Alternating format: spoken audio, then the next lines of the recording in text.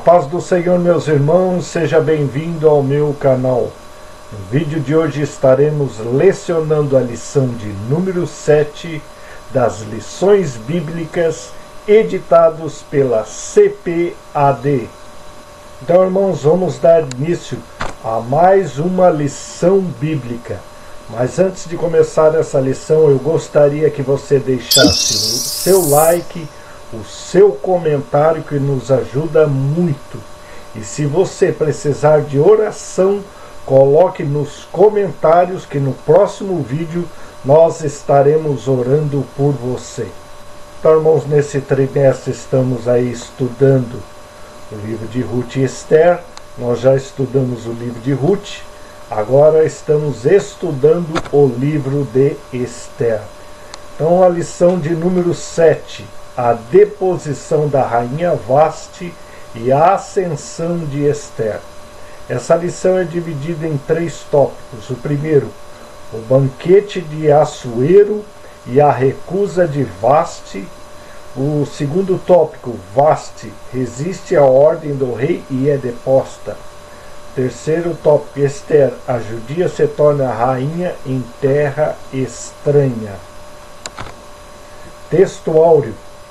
Antes da maior graça, portanto, diz: Deus resiste aos soberbos, mas dá graça aos humildes. Tiago, capítulo 4, versículo 6. A verdade prática nos diz: devemos nos conservar humildes, confiando na justiça de Deus, pois Ele governa a todos, abatendo ou exaltando. A leitura bíblica em classe se encontra em Esther, capítulo 1, versículo 10 ao 12, versículo 16, versículo 17, versículo 19, também o capítulo 2, do versículo 12 ao 17. Vamos à leitura bíblica.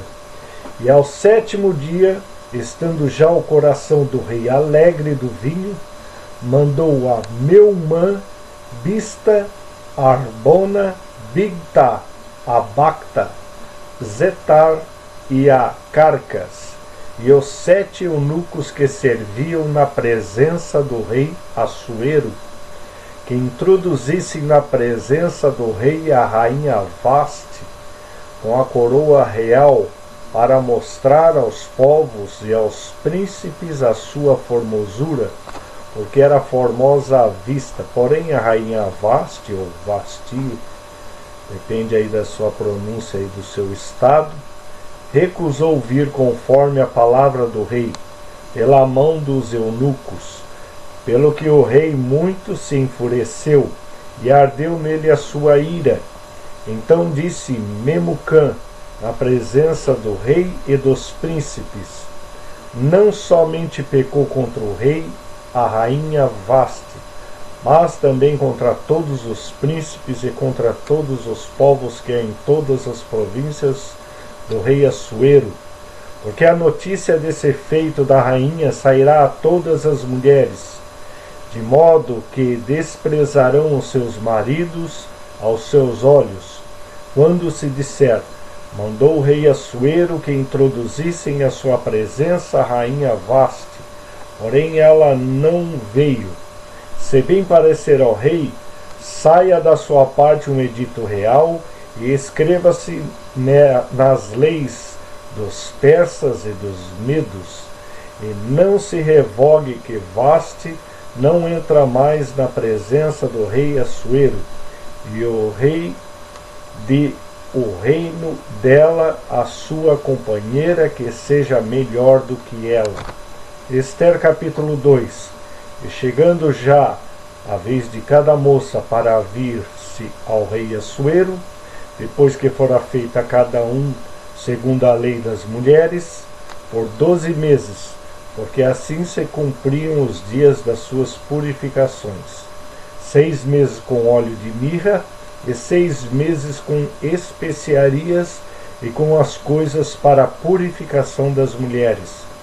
Dessa maneira, pois, entrava a moça ao rei, tudo quanto ela desejava se lhe dava, para ir da casa das mulheres à casa do rei. À tarde entrava e pela manhã tornava à segunda casa das mulheres, debaixo da mão de Sagás, eunuco do rei, guarda das concubinas. Não tornava mais ao rei, salvo se o rei a desejasse e fosse chamada por nome. Chegando, pois, a vez de Ester, filha de Abiail, tio de Mardoqueu, que tomara por sua filha, para ir ao rei, coisa nenhuma pediu, senão que dissesse Hegai, eunuco do rei, guarda das mulheres, e alcançava Ester graça aos olhos de todos quanto haviam. Assim foi levada Ester ao rei Assuero, à casa real, no 10º mês, que é o mês de Tebete, no 7º ano do seu reinado. E o rei amou Ester mais do que a todas as mulheres, e ela alcançou perante ele graça e benevolência mais do que todas as virgens, e pôs a coroa real na sua cabeça, e a fez rainha em lugar de Vaste. Introdução. Deus estabeleceu princípios imutáveis pelos quais governa todos os povos, independente de cultura, época ou lugar. Nessa lição veremos o claro contraste entre as condutas de Vaste e de Ester, a obediente moça judia que ascendeu ao trono da rainha de um dos maiores impérios de todos os tempos, o Império Persa. Então, nessa lição, nós vamos aprender sobre o domínio mundial do nosso Deus. Ele não é somente o Deus da igreja, o Deus de Israel, mas ele governa todos os povos, independente da cultura. Tem nações hoje que são escravizadas hoje em dia por ditadores, por comunistas, pessoas que tiram a liberdade. Aqui no nosso Brasil nós estamos passando por uma época muito difícil, pessoas presas, perseguidas, tirada a sua liberdade de expressão. Mas essas pessoas têm que aprender com a história, que o nosso Deus é que domina tudo. A pessoa pode se achar um maioral, mas quando Deus diz que deu o tempo dela, ele tira, ele coloca e ele permite. Ele sabe de todas as coisas. Nós que conhecemos a Bíblia Sagrada, nós conhecemos o princípio e sabemos o fim, o que vai acontecer ali nos fim dos tempos, quando um pior do que todos esses que já se passaram na história, como a gente conhece vários aí que já se levantaram e vieram a cair, porque eles não permanecem para sempre, e eles vão ser depostos. E o último que vai se levantar vai ser o próprio anticristo, vai ser uma soma de todos esses ditadores, imperadores que já se levantaram neste mundo. Mas ele vai ser derrotado pelo Messias Jesus Cristo. Então, irmão, nós temos que confiar em Deus e saber que todas as coisas estão na sua mão. Então, tópico 1, o banquete de Assuero e a recusa de Vaste. O rei Assuero, filho de Dario, Assuero governou o Império Persa por 20 anos, de 486 a 465 a.C., reinando desde a Índia até a Etiópia, sobre 127 províncias. Então, olha o tamanho do império do rei Assuero. Seu nome grego é Xerxes. No 3º ano do seu reinado, Assuero convidou a nobreza imperial e os senhores de todas as províncias para mostrar-lhe a grandiosidade do reino e suas riquezas. A recepção durou 180 dias. Acredita-se que foi nessa ocasião que Assuero tratou com seus generais e conselheiros da expedição militar que faria contra a Grécia, batalha que se transformou em um grande fracasso, conforme narra em detalhes o historiador grego Heródoto, que viveu aí nos anos de 484 a 425. Então nós vimos que um grande inimigo do rei Assuero, ou rei Xerxes, era a Grécia. Então ele tinha sofrido uma grande derrota que a gente já vai ver, e ele ficou muito triste com aquilo, e ele precisava de apoio para vencer os gregos que já tinham aí derrotado ele por algumas vezes. Então ele convocou aí os 127 líderes dessas províncias e mostrou toda a sua riqueza, todo o seu poder, para que esses líderes pudessem enviar também os seus exércitos, para que ele montasse um grande exército e pudesse ali lutar contra a Grécia. Então diz aí que a recepção durou 180 dias. Não é que foi uma festa de 180 dias, é que as províncias eram longe uma da outra. Então, conforme esses líderes, esses governadores iam chegando, ele ia fazendo recepções, e até chegar o último durou aí aproximadamente 180 dias. Então nós vemos aí, né, o tamanho do Império Persa. Então era muito grande, abrangia aí grandes cidades, grandes potências, e a gente vê aí na história a mão de Deus também agindo aí, dando esse domínio a esses persas, a esse povo persa, não só um rei, mas esse império aí durou alguns anos. E como nós vimos aqui no mapa, todos esses lugares eles botavam ali os governadores, e essas pessoas ali tinham que prestar ali vários favores. Como a gente viu nessa reunião, ele precisava de juntar vários desses governadores que enviassem o seu exército para que ele pudesse ali invadir a Grécia e dominar a Grécia. Então o rei Assuero Xerxes, que viveu de 519 a 465 a.C., é um rei Assuero Xerxes. Por que Xerxes aparece muito nos livros de história? Xerxes I, porque era o nome grego dele. Também conhecido como Xerxes o Grande, foi um dos mais importantes reis do Império Aquemênida na Antiguidade. Xerxes nasceu em 519 a.C., em Persépolis, a capital do Império, filho de Dario I, o terceiro rei do Império Aquemênida, e de sua esposa Atossa. Então ele era o filho predileto do rei Dário, Dário I, porque o rei Dário teve vários filhos, ele não era o primogênito, então ele não era para ser o rei, não era nem o primeiro nem o segundo. Mas por que ele foi escolhido pelo rei Dário I? Porque ele foi o primeiro filho homem a nascer depois que os persas viraram esse grande império. Então ele também era um filho querido, ele ganhou aí muito estudo, e ele era querido por quê? Porque a sua mãe Atossa era filha de Ciro o Grande. Então aí tinha uma descendência real, que o Ciro o Grande foi o fundador desse império. Então por isso ele tinha um carinho especial pelo rei Xerxes. Xerxes cresceu em ambiente palaciano e teve acesso a uma educação de elite, recebendo treinamento em táticas militares, política e artes. Em 485 a.C., após a morte de seu pai, Xerxes foi coroado rei do Império Aquemênida.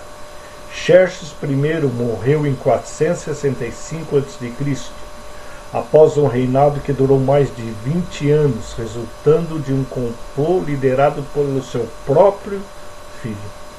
Então ele morreu aí, e o seu império durou mais ou menos 20 anos. Então quem fez esse complô para o seu assassinato foi Artaxerxes. Sua morte foi um evento significativo na história antiga e teve um impacto duradouro na região. Artaxerxes, que acreditava que seu irmão mais velho, Dário seria nomeado sucessor de Xerxes, decidiu agir rapidamente para garantir seu próprio lugar no trono. Ele planejou um ataque contra o seu pai enquanto ele tomava banho em uma piscina. Artaxerxes convenceu Artabanos a participar do complô, oferecendo-lhe uma recompensa generosa pelo assassinato de Xerxes.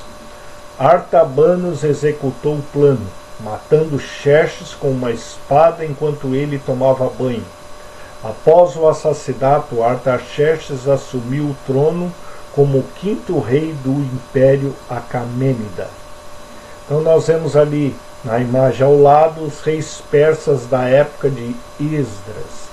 Ciro, que governou ali de 559 a 530, ele conquistou a Babilônia e estabeleceu uma política de reforma dos exilados de suas terras natais.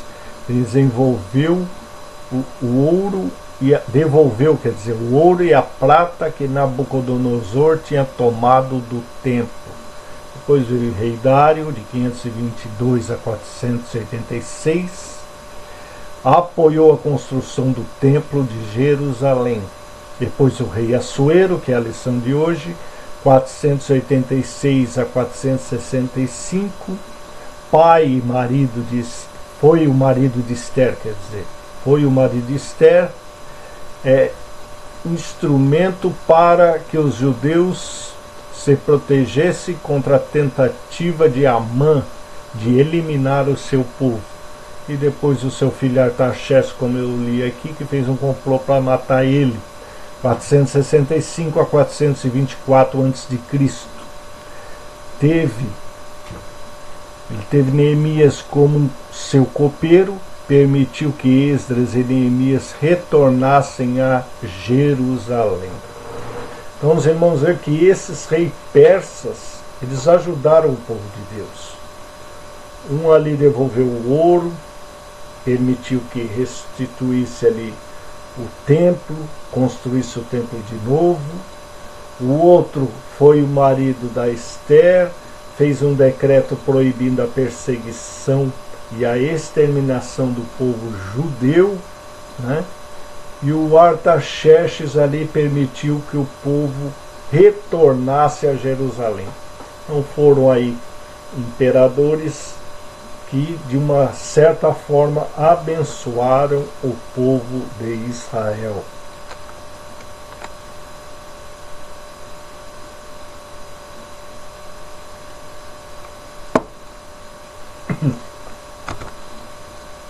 Então nós vemos aí Xerxes na cultura pop. Como a gente só fala de Assuero, nós vemos que até na cultura aí pop também fala sobre ele através desse nome grego Xerxes.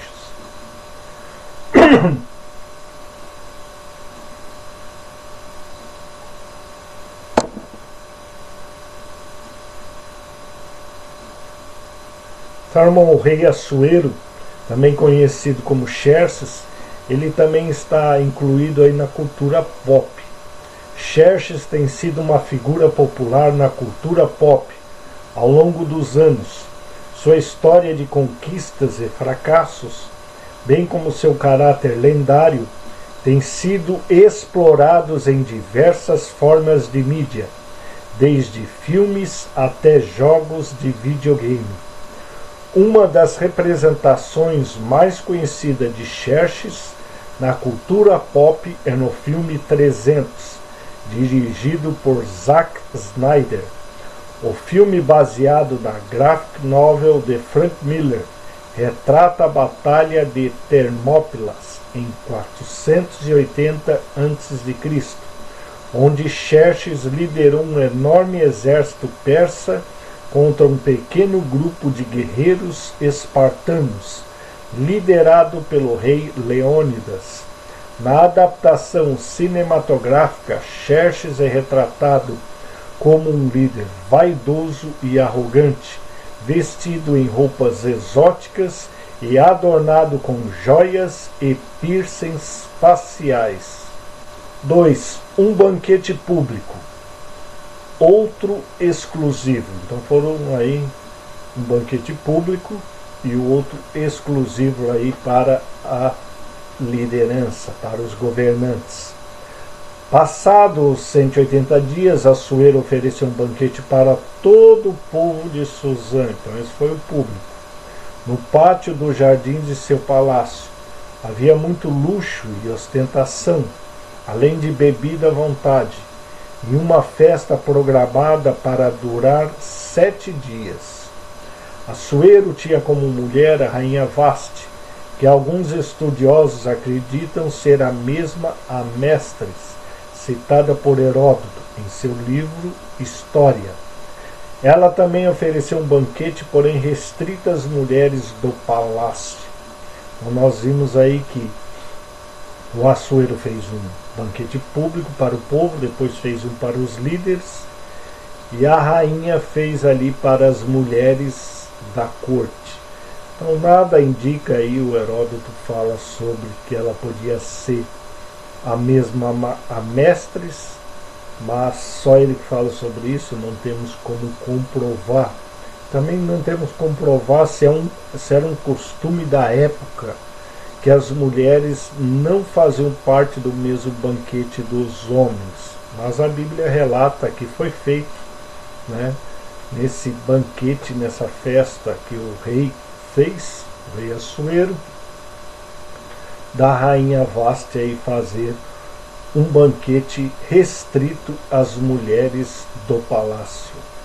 Número 3. O convite à rainha.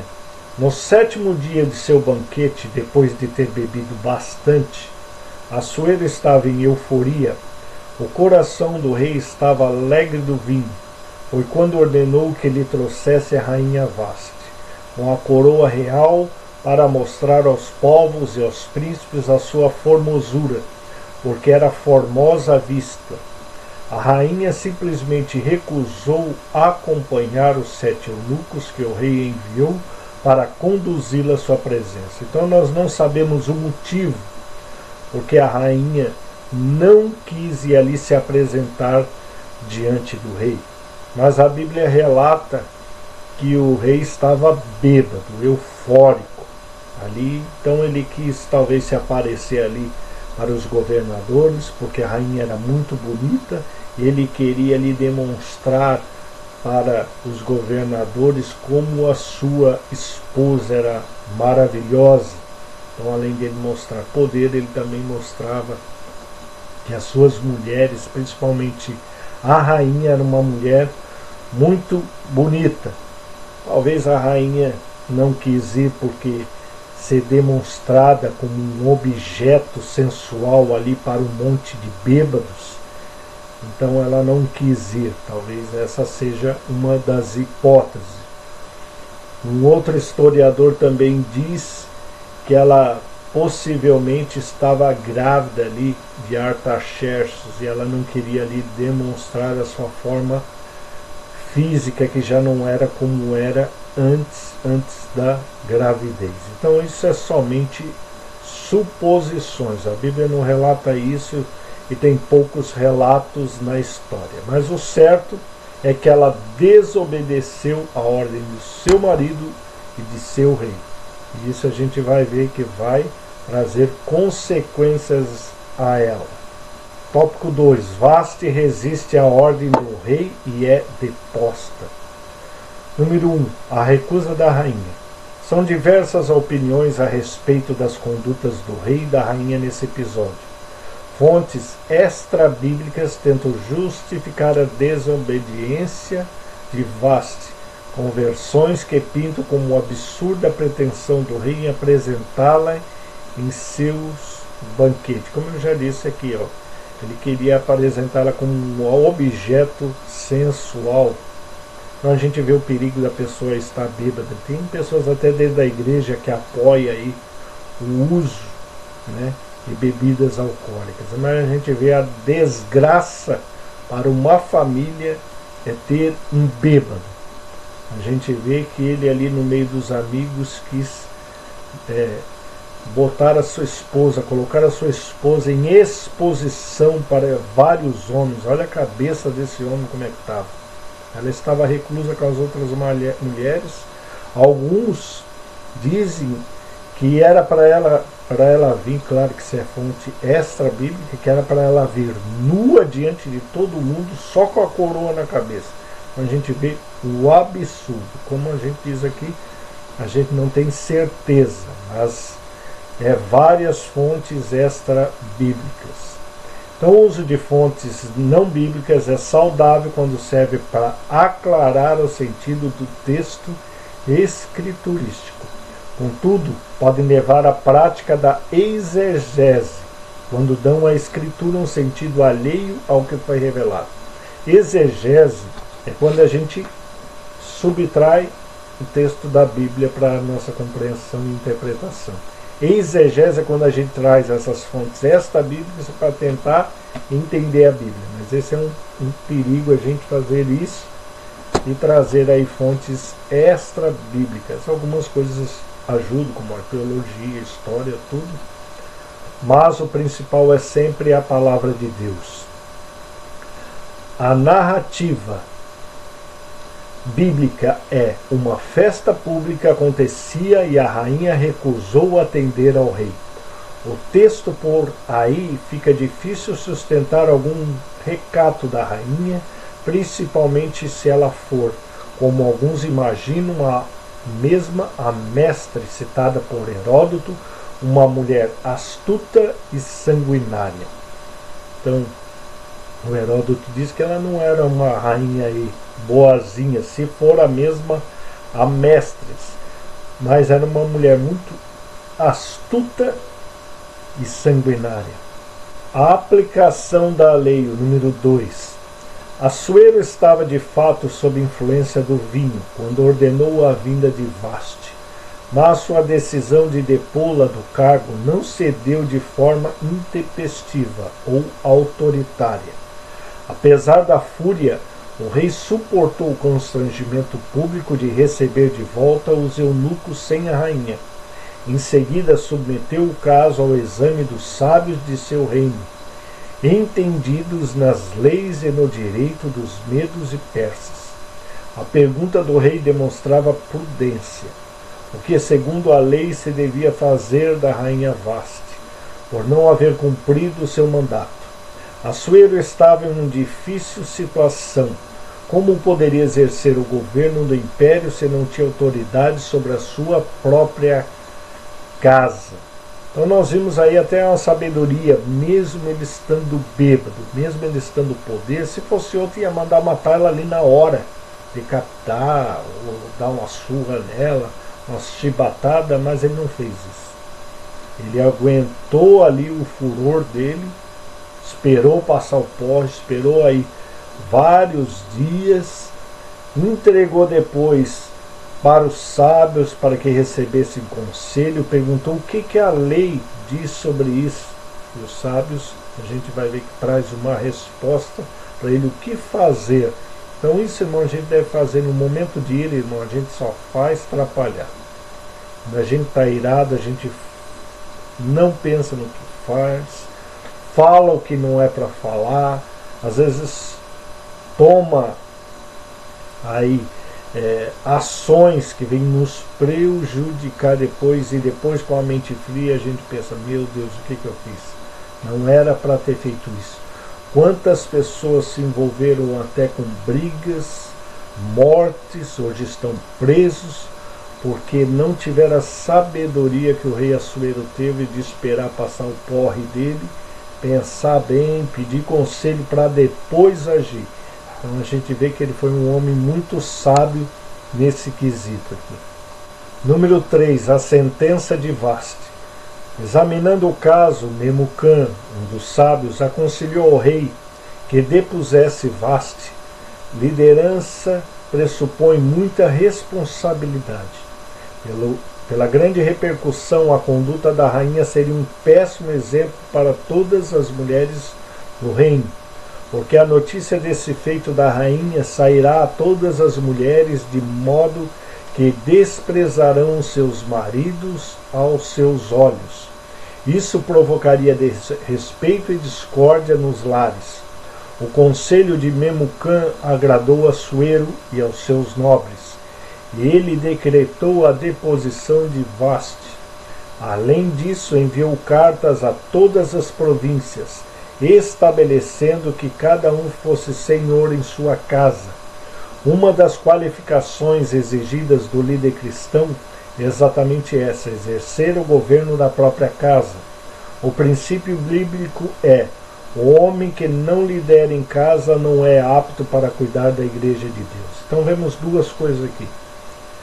Primeiro, nós temos que contextualizar o momento histórico. Ali nós estamos falando do imperador, eram outras regras, outros costumes, era outro povo.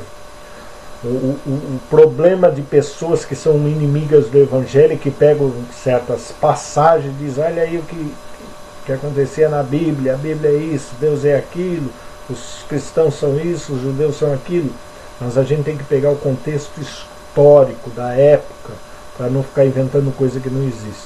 Hoje talvez uma coisa dessa seria um abuso, né, aos direitos da mulher, tudo, mas na época não era dessa forma. Então o sábio deu um conselho para ele: você faz isso porque se você não fizer vai ser um mau exemplo. Então todas as outras mulheres vão pensar: eu posso fazer qualquer coisa, eu não vou respeitar meu marido, eu não vou respeitar o meu pai, porque a rainha não respeita o seu esposo, então ela tinha que ser exemplo. Eu me lembro que quando a minha esposa veio para a igreja, as irmãs mais velhas diziam para ela, davam conselhos para ela, né? Então hoje ela é a mulher de fé que ela é, porque ela teve conselho das anciãs, das mulheres mais velhas. Hoje é uma vergonha, irmão. Às vezes você vai na igreja, as irmãs mais velhas estão no celular, estão no Facebook, estão sentadas. Cadê o exemplo para as mais novas, de mulheres que chegam na igreja e estão orando? Hoje a grande parte do ciclo de oração é ciclo de confusão, é uma briga por cargo, por posição, esquece de orar, só quer ficar cantando e só quer ficar na fofoca, não dobra mais o joelho. Muitas chegam tarde, chegam em cima da hora, não oram mais, mas querem cargos de diretoria. Qual é o exemplo dessas mulheres para as novas? Eu conheço muito, irmão. Eu não vou aqui tampar. O meu canal é independente, tá? Eu não estou aqui para ficar passando a mão, eu estou falando o que está na Bíblia. Então você tem que ser exemplo para as mais novas. Quantas vezes eu fui na igreja, ou fui buscar minha esposa no ciclo de oração, e as irmãs estão tudo sentadas, não todas, graças a Deus, existem aquelas sérias, as colunas da igreja, mas infelizmente com o passar do tempo, Deus tem recolhido as colunas, e hoje a igreja está passando por problemas sérios, porque tem pegado pessoas na frente, principalmente as irmãs do ciclo de oração, que só querem cargos, mas não tem comunhão com Deus, não oram, não dão exemplo para as mais novas, ficam no celular. Por isso que deixou de ser um ciclo de oração, que tem vídeo aqui no nosso canal, a origem do ciclo de oração. Se você não concorda comigo, vai lá e vê esse vídeo, e vai ver como Deus criou o ciclo de oração, e vai ver que hoje está muito diferente dessas coisas. Se você na tua igreja tem um ciclo de oração, que é comparado lá com aquele ciclo de oração de origem, que Deus mostrou para elas o que deveria fazer para uma cura divina, e se transformou no ciclo de oração que é hoje, né? Foi por causa daquelas mulheres. Mas infelizmente, pelo mau testemunho de muitas hoje, que ficam dando mau testemunho para as mais novas, como vai ser a nova geração das mulheres? Será que elas vão ser como aquelas antigas, que passavam horas e horas clamando pelas suas famílias e pela igreja, né? Então nós devemos pensar nisso, que as mais velhas têm que dar exemplo para as mais novas. Não estou falando só de idade, porque às vezes a pessoa pode se converter com 60 anos, né? Mas eu estou falando de idade de fé. E também as qualificações exigidas do líder cristão. Tem muito líder aí que quem manda na igreja verdadeiramente é a mulher dele. É a mulher dele que coloca pessoas do departamento, tira, que escolhe isso, escolhe aquilo, ele é um boca mole, ele só é um papagaio, ele repete o que a mulher fala. Mas a Bíblia é bem clara: o homem que não lidera em casa não é apto para cuidar da igreja. Quantos pastores eu vi, quem manda mesmo na igreja é a mulher dele. Se conserta, seu boca mole. Olha o que diz o texto e toma a autoridade que Deus te deu. Se você não conseguir fazer isso, entrega para alguém que Deus escolheu e que consegue governar bem a sua casa primeiro e depois a igreja. Então aí o tópico 3, Esther, a judia se torna rainha em terra estranha. Número 1, 4 anos depois. Há certo consenso entre os estudiosos de que a escolha da substituta de Vasti ocorreu após a frustrada campanha militar que Assuero lançou contra os gregos. A destruição quase total das forças navais persas na Batalha de Salamina no ano 480 a.C. forçou seu retorno para Suzã. Passado a ira, o rei se lembrou de Vasti, do que ela havia feito e do que ele havia decretado. Assim, no ano 479 a.C., aconselhado por seus servos mais próximos, Assuero decide escolher a nova rainha. Então ele voltou muito entristecido, porque ele tinha recebido ali uma derrota humilhante para os gregos, e os seus sábios viram como ele estava ali e falou: é hora de você aí arranjar uma nova rainha, né? De colocar a cabeça no lugar de novo, para você ver a governar a Pérsia, levantar aí um pouco a sua moral, fazer um casamento bonito aí, uma coisa maravilhosa, escolher uma mulher sábia aí para estar ao seu lado. Então essa batalha que fez aí o rei Assuero passar vergonha foi a batalha de Salamina. Foi o combate entre a frota persa, liderada por Xerxes I, e a grega, comandada por Temístocles. O acontecimento deu-se no estreito que separa Salamina da Ática, possivelmente no dia 29 de setembro de 480 a.C., e terminou com a vitória grega. Enquanto os coríntios e os espartanos defendiam uma aglomeração militar no istmo de Corinto, Temístocles concentrou a frota de 200 embarcações, triremes, na baía de Salamina. Então ele pegou ali 200 navios e concentrou a sua frota ali, enfrentando a frota persa, que por causa do seu grande número de navios. Lembra lá da reunião que ele fez lá atrás, o rei Xerxes? Ele fez uma reunião para conseguir um grande exército. Ele conseguiu um grande exército, conseguiu uma grande frota de navios. E a frota grega aí tinha somente 200 embarcações. Então tinha dificuldade evidente de maniabilidade no espaço exíguo do estreito, pelo que foi completamente derrotada pelos gregos. Xerxes foi obrigado a regressar à Ásia. Lembra que eu falei que ele regressou com a cabeça baixa por causa dessa derrota? Aí, através disso, ele veio pensar em colocar uma nova rainha, deixando o comando das tropas restantes ao seu lugar o tenente, o general Mardônio, que seria derrotado em 479, outra derrota, nas batalhas de Plateias e Micala, nas costas da Ásia Menor. Então a gente vê aí, ó, a frota grega ali em cima, em amarelo, descendo ali, era o estreito, e a frota persa. Então tinha ali 200 navios e tinha muito mais navios persas. O que aconteceu? Como eles tinham muito mais navios e era estreito o lugar, eles não conseguiam, né, fazer ali as suas manobras. E através disso os gregos, que eram menor, conseguiam fazer as manobras, foram derrotando um por um, afundando navio por navio, embarcação por embarcação, e ali, mesmo uma quantidade pequena de embarcações, conseguiu derrotar aí a grande frota do rei Assuero. Então isso aí o que é? Estratégia que os gregos tiveram de lutar ali no estreito, de vez de lutar ali num lugar mais amplo, que é o mar Egeu, atraiu eles ali por causa desse estreito, e essa estratégia aí trouxe uma vitória tremenda aí para os gregos. Número 2, o universo da escolha. Apesar de governar um império originário de longas sucessões entre famílias da Média e da Pérsia, Assuero decidiu escolher a nova rainha de moças de todas as províncias do reino. Não havia restrição quanto à origem étnica ou racial.